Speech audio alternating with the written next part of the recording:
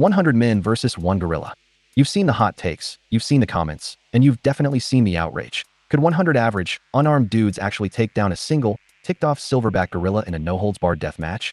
The collective internet, fueled by pure gorilla scary, human weak logic, often screams that the ape wins in seconds. But is that actually true? We're here to tell you why the popular take on this utterly absurd hypothetical is dead wrong. Forget the gorilla's terrifying strength for a moment. This isn't about a fair fight. It's about numbers, chaos, and S-tier human mob tactics. I'll break down why the 100 humans will dominate their ape brethren. Gorilla versus 100 men, the ultimate and utterly ridiculous rumble. One side, a furry beast, muscular tank, radiating pure King Kong energy. The other, 100 everyday dude bros who probably complain about carrying groceries, suddenly facing off against a creature that could fold them like laundry. Your gut instinct screams, RIP humans. But hold up. Numbers, buddy, sweet, sweet numbers. Let's get the scary part out of the way. Gorillas are ridiculously strong. A silverback can weigh as much as 2 or 3 average men, packing way more muscle, especially in those giant arms. They've got the raw power to bend metal and rip stuff apart like it's made of tissue paper. Anecdotes say they're 5 to 10 times stronger than a man, and while science hasn't set up a gorilla powerlifting competition, wisely, you get the idea. One-on-one, you're toast. A gorilla punch or bite is a one-way ticket to the afterlife. But humans have legs, and we can wiggle. Okay, our individual physical gifts against a gorilla are pathetic, but 100 humans combined, that's thousands of kilograms of potential force. We're not talking about one punch. We're talking about 100 punches, kicks, shoves, and general annoyances piling up. And while gorillas are built for short bursts of explosive power, humans are weirdly good at just keeping going. We've got endurance. The gorilla has brute strength. The humans have collective, relentless jank. The swarm, Operation Human Blob Attack. This is where the gorilla's nightmare begins. It can't fight 100 things at once. Gorillas in the wild have even been chased off by groups of chimpanzees who are smaller and weaker. If a dozen chimps can do it, imagine the pure, unadulterated chaos 100 humans can unleash. The strategy, if you can call it that, for the human horde is simple and brutal. Surround and confound. Form a messy circle. Keep moving. Make the gorilla constantly turn, trying to figure out which squishy target to swat next. This is exhausting and disorienting for the ape. Distract and attack. A few brave or foolish souls act as bait in front, yelling and making noise. Meanwhile, others are trying to get in quick hits from the sides or behind, aiming for legs, ribs, anything they can reach. It's the ultimate split-focus tactic. Relentless annoyance. Nobody needs to land a knockout blow. Just hit something. A punch, a kick, a desperate elbow. Then back off and let the next guy take a turn. The gorilla faces a continuous, irritating assault. It's like being attacked by 100 very persistent, slightly violent toddlers. Tag team of tiredness. As the gorilla expends massive energy swatting humans, the humans can rotate. Tired guys step back, slightly less tired guys step in.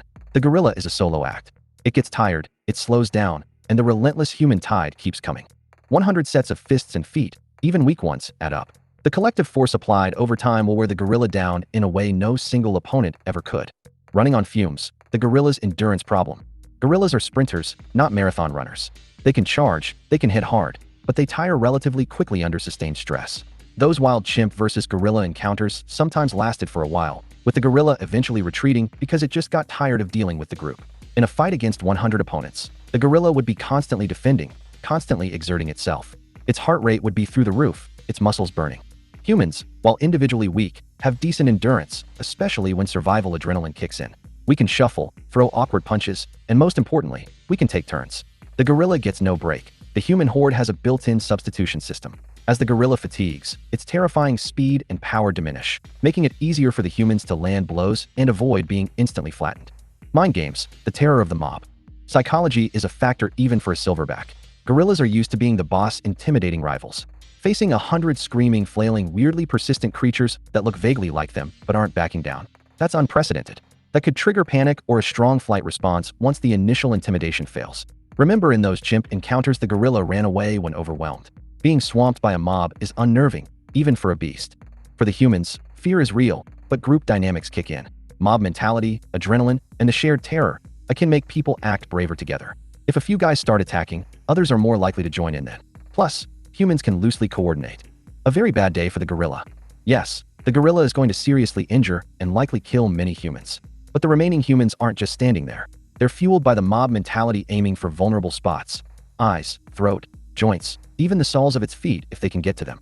A kick to the knee, a punch to the ribs, fingers trying to get at the eyes. These targeted attacks, delivered repeatedly by different people, will cause cumulative damage.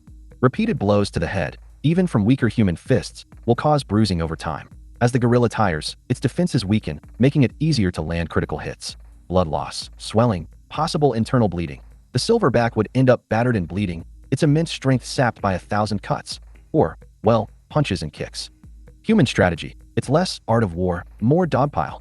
Let's be clear, these 100 guys aren't tactical geniuses. This is going to be messy, but even in chaos, simple group actions work. Stay spread out. Don't let the gorilla grab 2 guys at once easily. Keep the circle. Don't let it escape the mob. Hit and run. Land a blow, back off. Don't get grabbed. Yell stuff, maybe it helps. Worth a shot. It's not pretty, it's not sophisticated, but the combined effort, driven by sheer panic and a will to survive, is a powerful force against a single opponent. Conclusion. The math checks out sadly for the gorilla. In a straight-up brawl, one-on-one, the gorilla wins. Every single time. But 100? That's a different equation. The science, and those slightly unsettling chimp observations, shows that a large group of weaker attackers can overwhelm a stronger, solitary opponent. The combined mass, the ability to attack from all angles, the relentless rotation of fresh or less tired bodies, and the sheer psychological shock of facing a screaming mob mean the gorilla, despite its incredible strength, is simply outnumbered and outlasted. If you're enjoying this content, please give it a thumbs up. Don't forget to subscribe and turn on notifications so you won't miss our future videos.